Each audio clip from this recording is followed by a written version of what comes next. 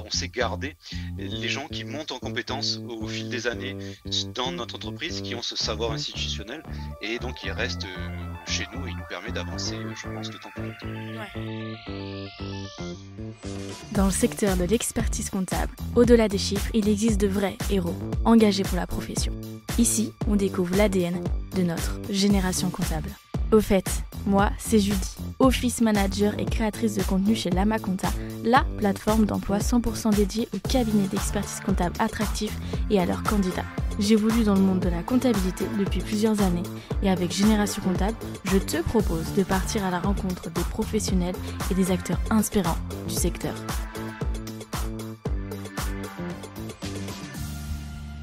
Bienvenue sur ce nouvel épisode. Aujourd'hui, nous accueillons l'un des cofondateurs d'Axonote, Nicolas Michel, pour un sujet précis, l'entreprise libérée.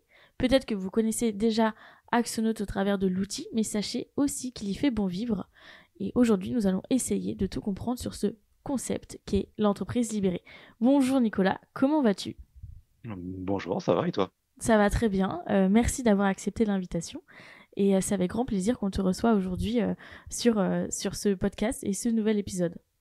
Le plaisir est partagé. Génial.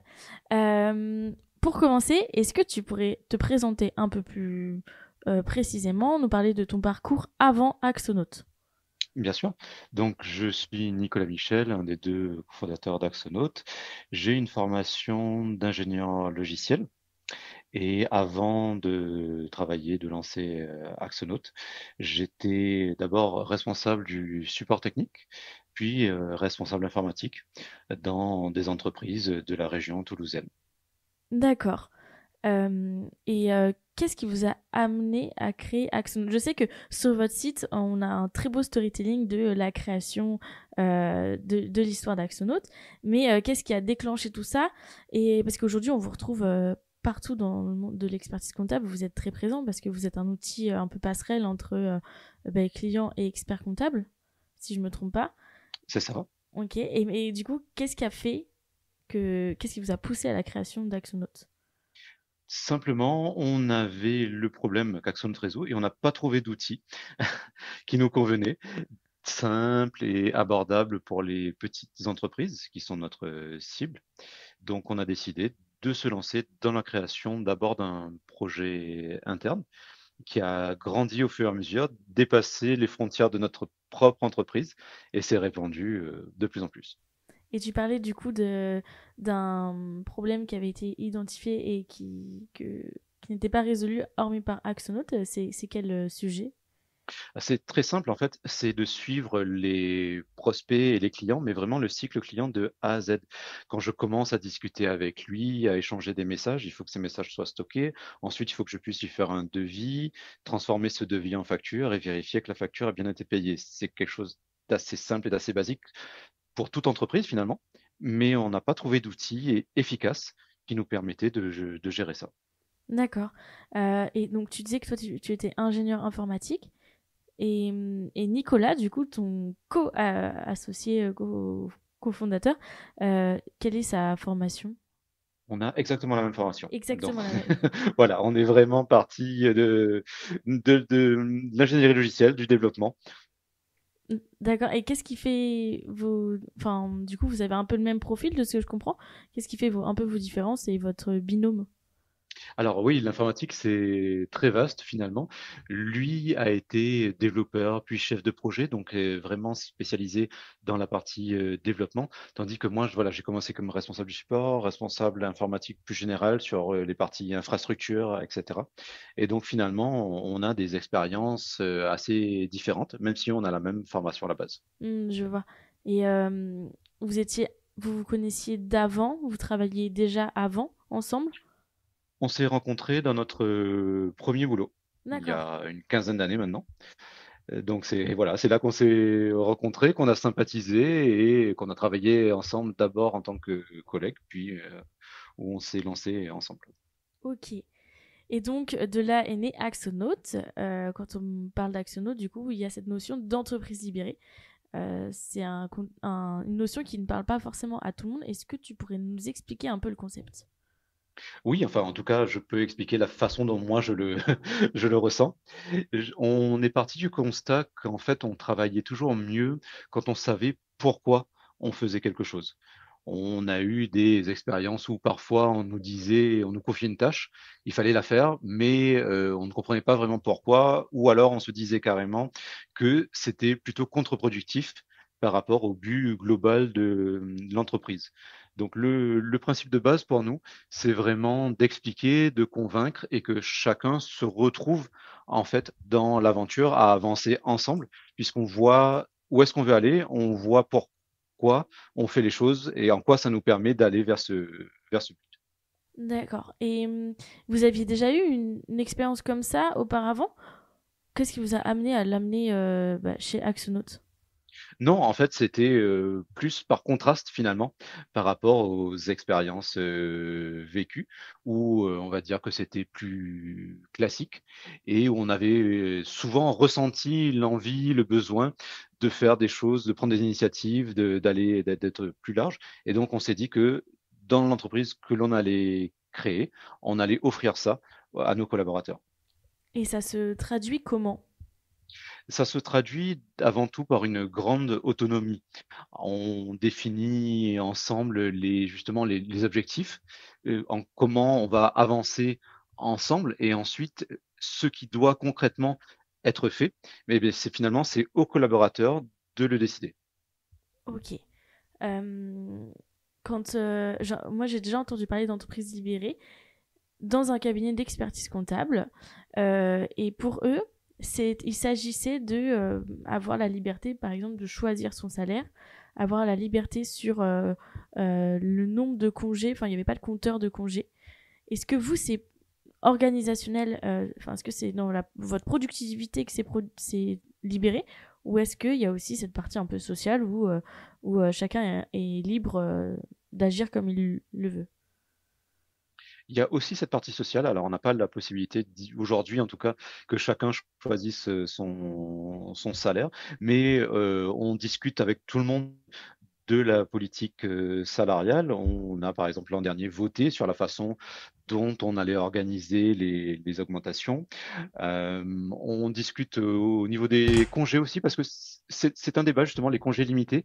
Est-ce que finalement on n'en prend pas moins quand on a un peu de pression sociale de ses collègues par rapport à avoir un compteur bien défini où chacun prend finalement les congés auxquels il a droit?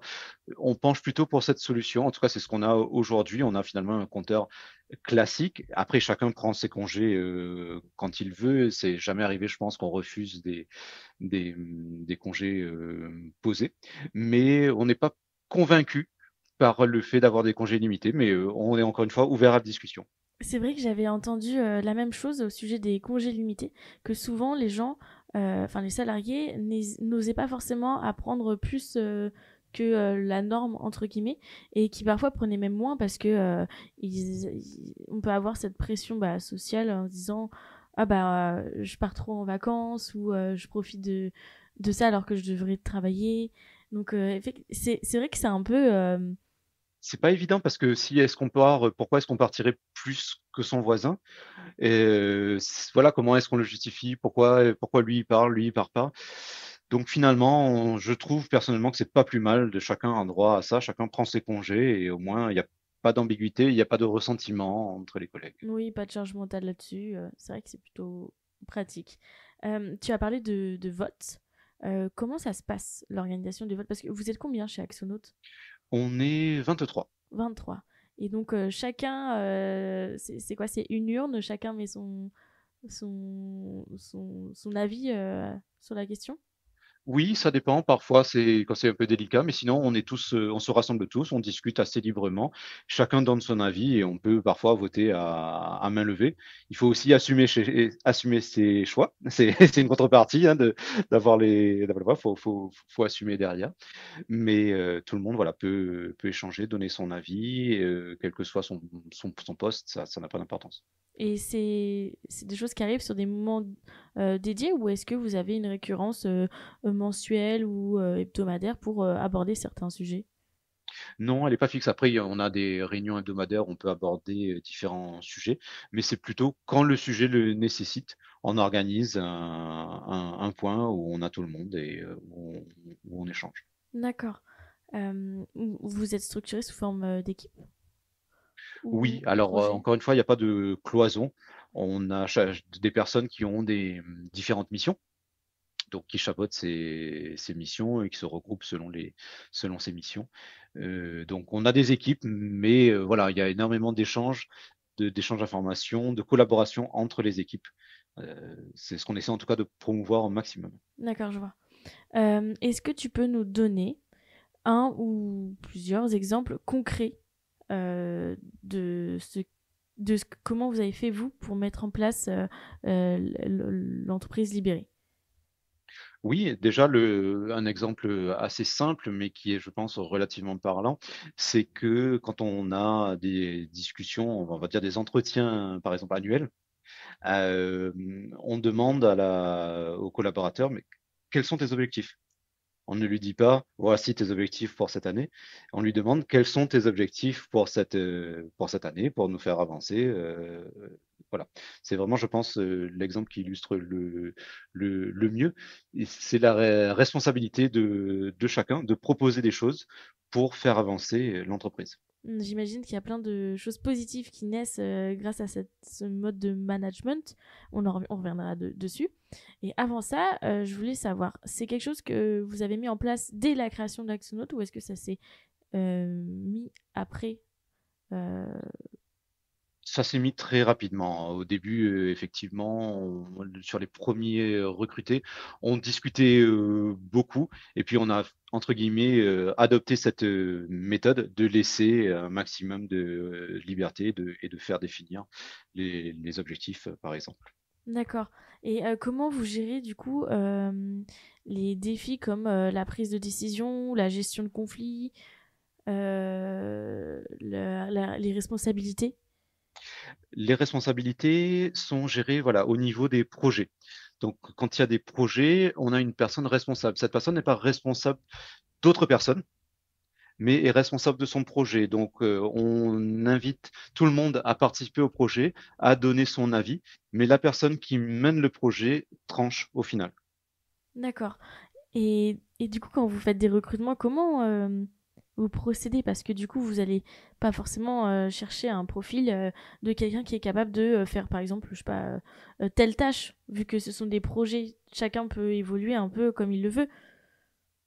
Oui, tout à fait. Et d'ailleurs, on a eu des évolutions, des gens qui ne font pas du tout le même métier que celui pour lequel ils sont arrivés chez Axonote. Mais quand on recrute, généralement, on a des besoins, des expertises que l'on n'a pas en interne. Donc, on recrute une personne pour être un peu responsable de cette section que l'on n'a pas en interne.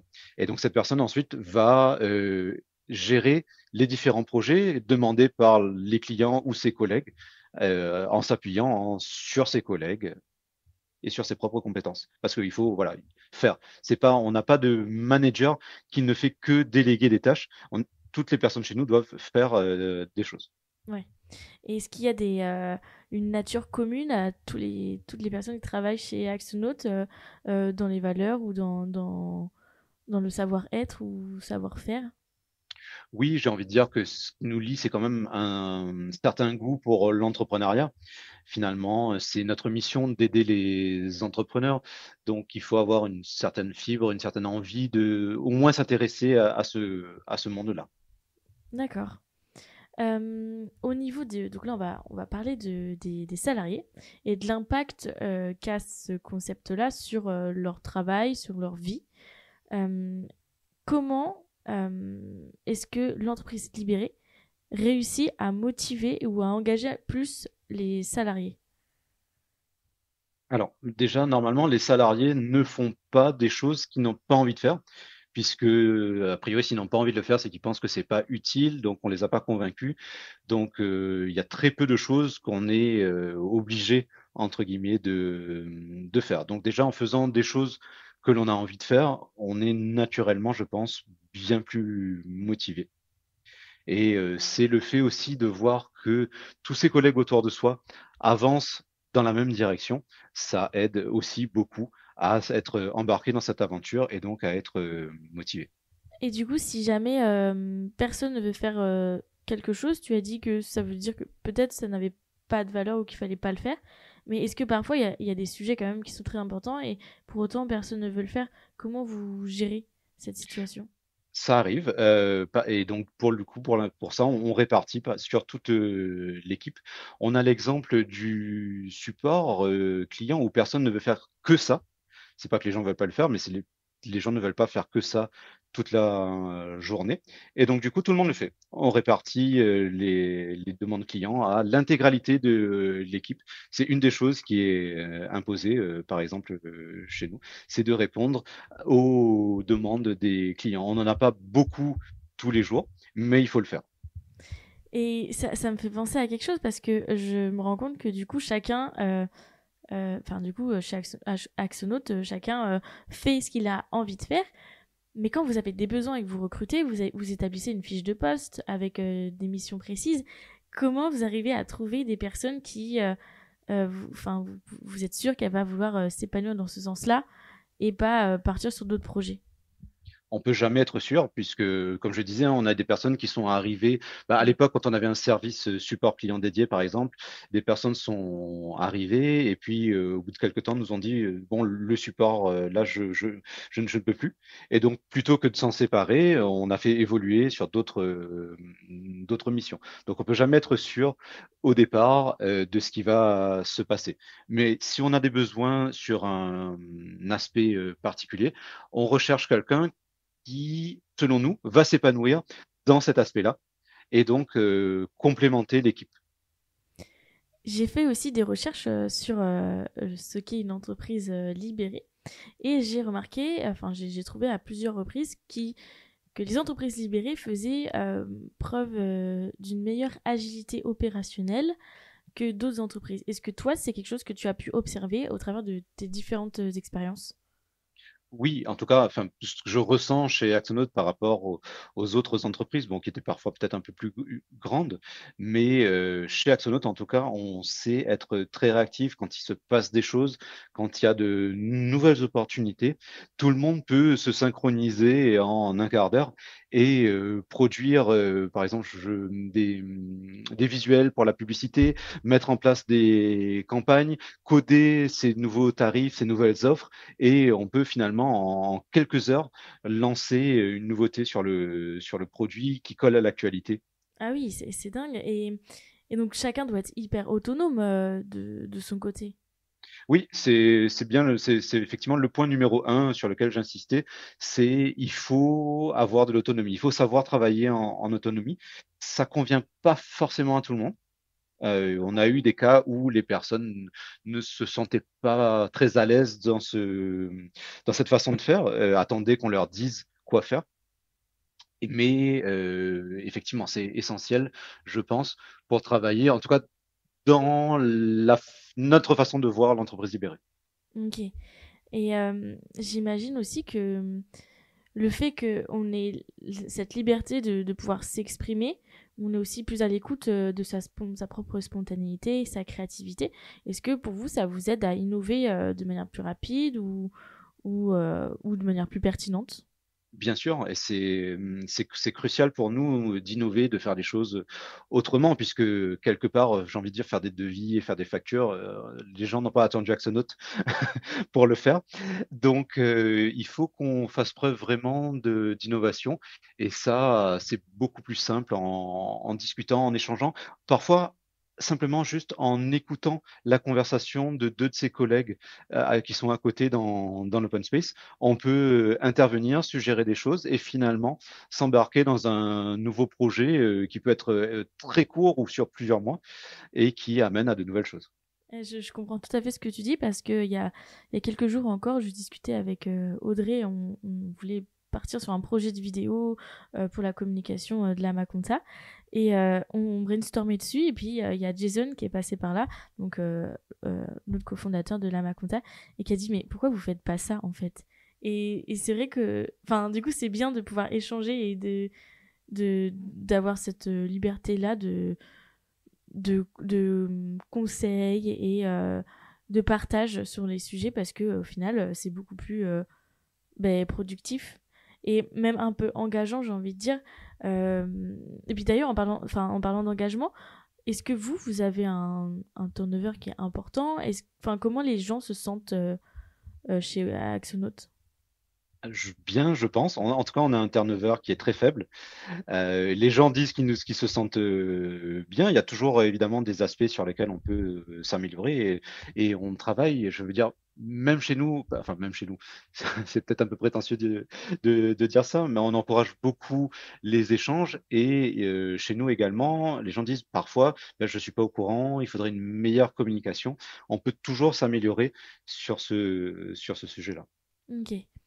Est-ce que tu pourrais nous partager l'expérience d'un salarié qui s'est totalement épanoui dans ce modèle d'entreprise libérée? Oui, je pense que c'est par exemple, j'ai pas mal de monde qui a finalement changé de poste. Alors, je sais pas qui choisir, mais on a pas mal de gens qui font des choses aujourd'hui, des missions qui n'ont rien à voir, vraiment, encore une fois, avec les missions pour lesquelles ils sont arrivés. Au début, on avait des missions, comme je disais, de support ou de commercial. Et finalement, toutes ces personnes, aujourd'hui, sont toujours chez Axonote, mais on n'a plus ces rôles-là. Donc, on a des personnes qui chapeautent la partie support. On a des personnes qui s'occupent de la relation avec les experts comptables, qui n'était et c'était pas du tout le cas au début. Je pense que finalement, la plupart des personnes chez nous s'épanouissent dans ce système avec cette liberté, puisque les gens voilà, vont naturellement vers ce qu'ils ont envie de faire, encore une fois. Ok. Là, on parle de choses très positives, on voit beaucoup de bénéfices à ça, mais j'imagine il y a des limites, il y a des défis. Euh, Quels ont été pour vous les principaux défis auxquels vous avez été confrontés? Alors, effectivement, il y a pas mal de défis. On parlait de l'autonomie. Un des plus immédiats, c'est le fait que les gens se sentent perdus, voire parfois dans certains cas extrêmes, pas soutenus, même si on essaye de toujours être disponible. Il y a vraiment ça, vraiment le fait de savoir qu'on ne va pas nous dire quoi faire, mais qu'il faut décider. Et du coup, certaines personnes se mettent une énorme pression. C'est pas nous qui leur mettons la pression, comme voilà, on leur demande quels sont les objectifs, mais comme ces personnes portent la responsabilité du projet, elles se mettent une pression qui peut parfois monter un peu trop, surtout quand il y a des échecs, et des échecs, il y en a beaucoup, puisqu'on a envie d'essayer beaucoup de choses. Et qu'est-ce que vous faites du coup pour permettre à ces personnes-là de faire redescendre la pression et de moins être impactées de manière négative? On discute, on met en place des points réguliers sur le projet pour essayer de voir la direction que ça prend, comment ça peut évoluer. Parfois, on change l'émission complètement, on arrête puisque si ça ne va pas, c'est parfois pas la peine de s'entêter et il faut changer. Et il y a certains cas où il y a des personnes qui sont venues et pendant la période d'essai nous ont dit cette façon de travailler ne me convient pas. Du coup, on se sépare en très bons termes. On comprend même ce que c'est pas fait pour tout le monde. Ouais. Et est-ce que vous êtes en contact avec d'autres entreprises libérées? Oui, on échange parfois, justement sur les bonnes pratiques, sur la façon de faire. D'accord. Alors, j'imagine que ce modèle-là, il n'est pas forcément compatible avec tout. Enfin, ça, c'est vraiment mon propre jugement. Ça se trouve, j'ai totalement tort. Mais est-ce que tu penses qu'il y a des structures sur lesquelles un management de cette manière-là ne serait pas du tout possible? Peut-être. Je suis un peu partagé sur le sujet, puisque c'est vrai il y a des modes de fonctionnement où il y a des tâches bien précises qui doivent être faites avec un volume il faut des gens pour le faire. Donc, comprends enfin, je ne vois pas forcément comment on pourrait laisser une liberté totale aux personnes qui doivent travailler dessus. Donc c'est très possible, mais c'est peut-être aussi juste que moi je ne le vois pas, mais que les gens dans ce milieu, dans ce métier, sauraient faire avec. Oui, je vois. enfin, moi, je m'étais posé la question, enfin, projetée en me disant, bah, est-ce que dans un magasin qui vend des vêtements, Mmh. comment il pourrait avoir comment on pourrait instaurer ça, sachant qu'il y a quand même un service qui est précis, c'est vendre les vêtements. Donc, comment on fait si jamais on veut plus parler aux clients alors que bah, c'est la mission, enfin, c'est la ressource principale. Oui, effectivement, dans l'endroit où je travaillais avant, il y avait un service qui était chargé de préparer des colis, de ceux qui avaient été vendus aux clients. Et voilà, ces colis devaient être faits, expédiés en temps et en heure, avec, il fallait respecter une certaine cadence, sinon on était en retard. Donc j'ai du mal à imaginer comment ça pourrait être organisé de façon libérée, mais peut-être qu'il y a des façons que je ne conçois juste pas. Peut-être. Et puis en même temps, le concept d'entreprise libérée, il est tellement pas fixe que ça peut être libéré sur certains sujets et d'autres non. Donc effectivement, je pense que c'est peut-être une tendance qu'on pourra voir naître ou généraliser plus tard, on verra bien. On parlera aussi du futur de ce concept pour savoir quel avenir ça peut avoir. Et avant ça, on va parler de la performance et des résultats de ce type de management. Comment vous, ce concept, il a impacté vos performances et la croissance d'Axonaut? Alors, c'est difficile à quantifier exactement, bien sûr, mais pour moi, c'est un facteur clé de notre réussite. On en parlait tout à l'heure. C'est vraiment en parlant ensemble, en échangeant et en innovant que on réussit à être là où on en est aujourd'hui. Donc c'est vrai que moi, je vois pas Axonaut enfin, là où il en est aujourd'hui sans cette façon de faire. Et si jamais il y avait un autre projet que Axonaut, est-ce que ce serait pareil, une base sur la création de cet autre projet? Oui, moi, si je relançais un projet, effectivement, je garderai ça. Sur la performance, on a, par exemple, effectivement, peut-être parfois un peu de retard, de perte d'efficacité au départ, parce qu'il faut pas juste dire quoi faire, mais il faut plutôt convaincre et expliquer. Donc, ça peut prendre un peu plus de temps, mais je suis persuadé que derrière, c'est largement rattrapé par l'implication, la motivation de la personne qui fait la tâche, puisqu'elle la comprend et puisqu'elle a envie de la faire. Ouais. Et par rapport à vos clients, est-ce que ça a un impact avec la relation? Pas forcément directement. Parfois, on a des clients bah, je parlais du support, donc qui demandent: «Mais pourquoi c'est vous qui me répondez? Parce que pourquoi c'est pourquoi c'est pas le service client, directement?» Donc un petit peu, mais pas fondamentalement. J'ai envie de dire que c'est plus en interne. Ouais, je vois. Et tout à l'heure, tu disais qu'il y avait, enfin, et vous mesuriez pas forcément qu'il n'y avait pas trop d'indicateurs qui vous permettaient de savoir comment ça a impacté de manière, enfin, ça a impacté les performances d'Actionaut, mais est-ce qu'il y a pas des petites choses qui vous mettent la puce à l'oreille, qui vous disent que enfin, c'est cool et c'est exactement ce que vous recherchez? Oui, mais on parlait du turnover tout à l'heure qui est très faible. Donc, a priori, voilà, ça ne fait pas fuir les gens. Donc, c'est effectivement un bon indicateur de voir que on sait garder les gens qui montent en compétences au fil des années dans notre entreprise, qui ont ce savoir institutionnel et donc ils restent chez nous et il nous permet d'avancer, je pense, d'autant plus vite. Ouais. Et du coup, vos salariés maintenant sont un peu. Enfin, j'imagine qu'ils auraient du mal à retourner à un système de management classique. Je pense. Après, c'est au goût de chacun, mais je pense qu'on est assez différents. Bon, il existe d'autres entreprises libérées, bien entendu, mais retourner à un système plus classique, c'est sûr que ça ferait un gros changement. Ouais. Pour revenir un peu à Axonaut, est-ce qu'il y a des nouveautés ou est-ce que vous pouvez teaser, enfin, est-ce que tu peux teaser sur quelques projets qui arriveraient? Alors, ben, je peux parler du projet qu'on a mis en ligne aujourd'hui, de la Oh, nouvelle fiche client réorganisée pour avoir un suivi encore plus efficace. de tout ce fil, de tout ce parcours prospect-client. C'est ce qu'on a voulu mettre en avant sur cette nouvelle fiche voilà, qu'on a généralisée aujourd'hui. Et il me tarde de voir les retours de nos utilisateurs pour voir si ils sont contents, s'il y a des choses à améliorer. Ça c'est sûr, il y en a toujours. Mais voilà, c'est la nouveauté du jour. Et ça, c'est une nouveauté qui est liée à une demande plutôt de la part des clients ou justement c'était un projet, enfin chacun s'est exprimé en interne et a dit qu'il fallait faire ça.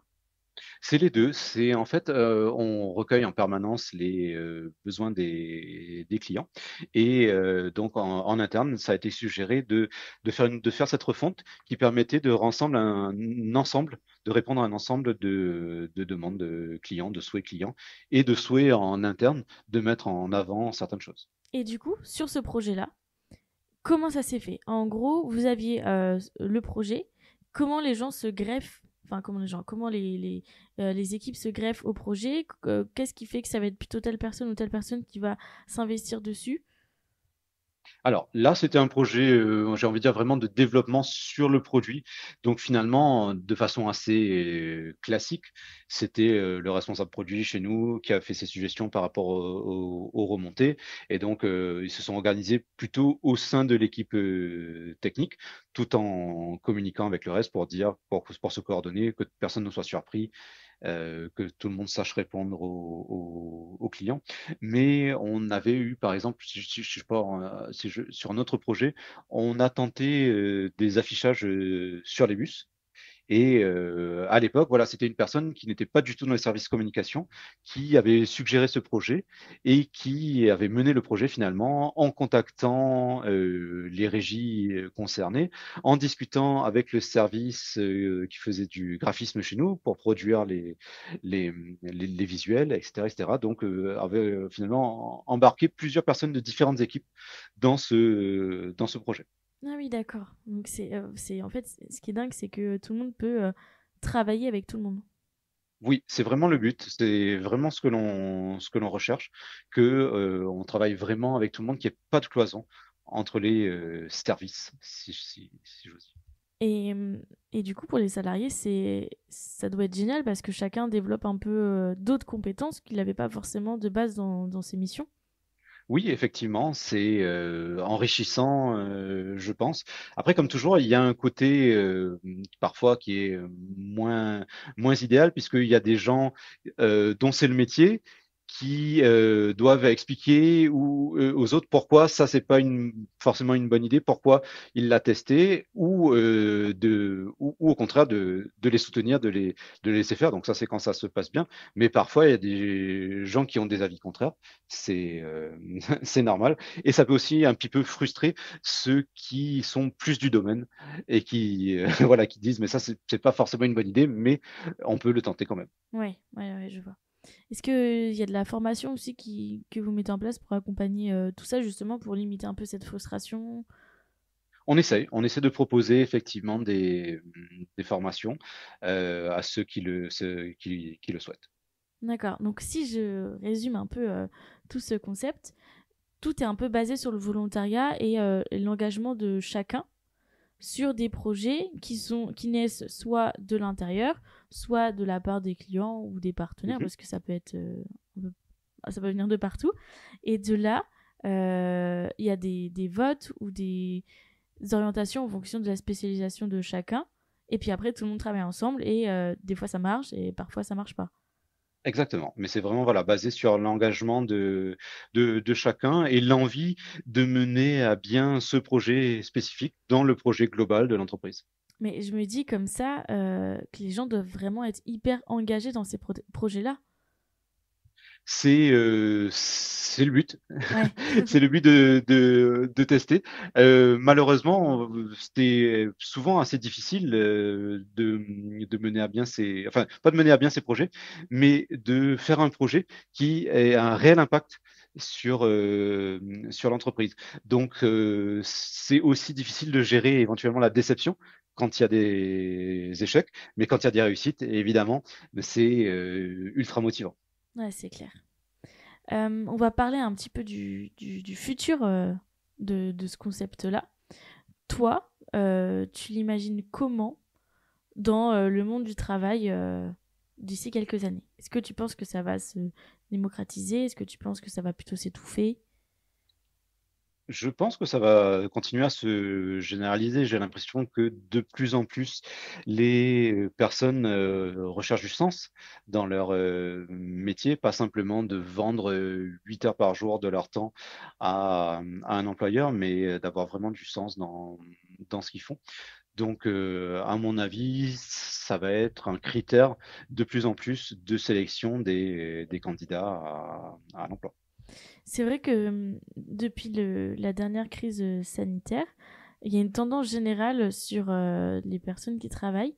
C'est que maintenant, plus personne ne veut se prendre la tête à faire un métier et des tâches comme ça, sans sens. Maintenant, les gens cherchent à avoir qu'il y ait une vocation, une valeur dans leur travail.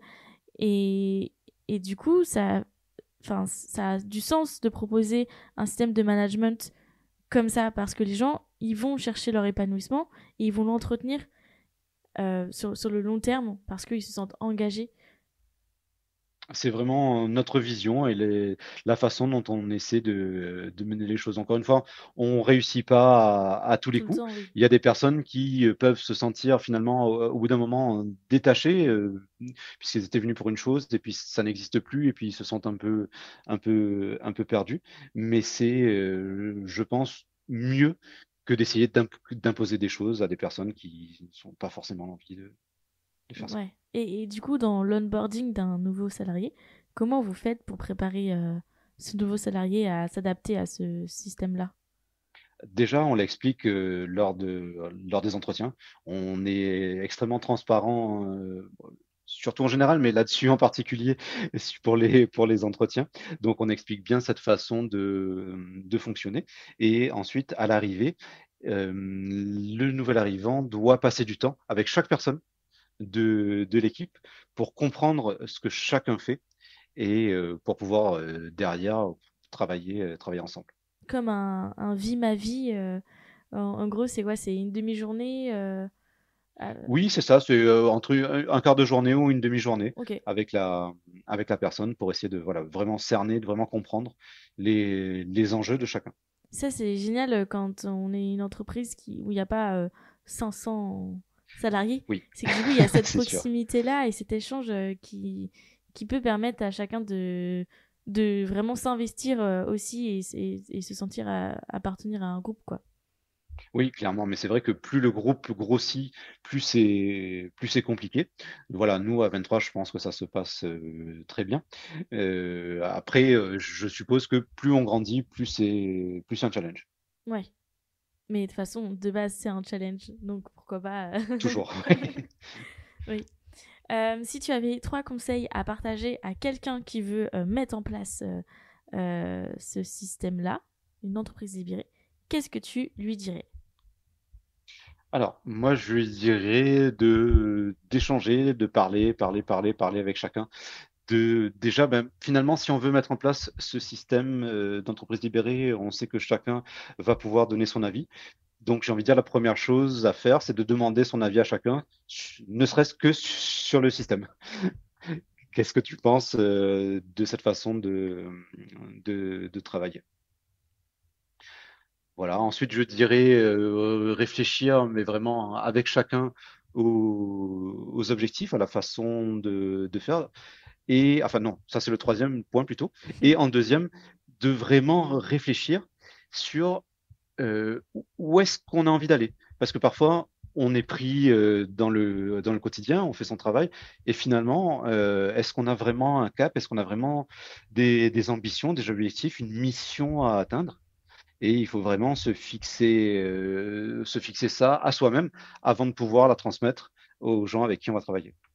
Et quand tu parles de définir où est-ce qu'on veut aller, donc tu parles de tout le monde, et en tant que fondateur, est-ce que toi, tu n'avais pas une vision qui, du coup, a évolué parce que les personnes avec qui tu travailles veulent aller dans un autre sens? Comment tu gères ça, cette différence-là? Parce que parfois, ça peut peut-être être totalement différent de la raison pour laquelle tu as créé, enfin, vous avez créé le produit.